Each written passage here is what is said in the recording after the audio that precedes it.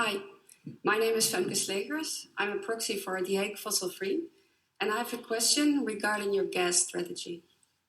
Now that's acknowledged that gas is at least just as bad as a fossil fuel as bad coal and oil. What are the implications to your gas strategy? Maybe we should call gas for what it is, methane. Methane is one of the most dangerous greenhouse gases.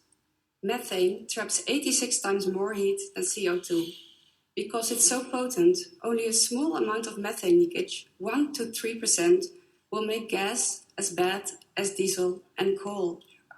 Unfortunately, gas does leak more than 3%.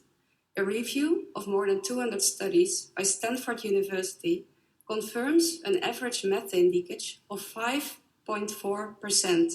That's almost twice as bad for the climate as coal. At some sites, gas leakages was found around 12%. That's 4 times as bad as coal. Those numbers are from the US. Do you think it's any better in Russia, Iran, or Iraq? You claim methane is the solution to climate change. You claim methane is a bridge fuel. Really? A gas 86 times as bad as CO2? Are you sure about gas? Are you convinced that what you do is best for your future as a company? For our future as a humanity? What if you're wrong?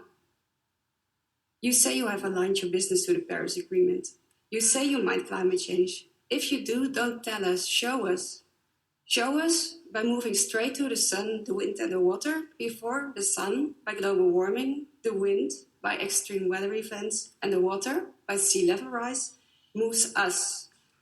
And my question to the board is, in your business case for gas, do you take into account an average methane leakage of 5.4% and a global warming potential of 86 to 106 that is relevant for the 1.5 degree goal of Paris? Thank you very much for your comments. I think it's very constructive to bring up different points of view. We firmly believe natural gas is a part of the solution, but the points you make, if it's not handled properly with methane leaks, it can be detrimental. We're keenly aware of that. We support work in our facilities to make sure they're the best in the world. And secondly, we support regulation throughout the world to be sure the entire industry is doing the right thing, as used to set throughout other countries. But we're still absolutely committed that natural gas is a part of the solution and are committed to bring that solution.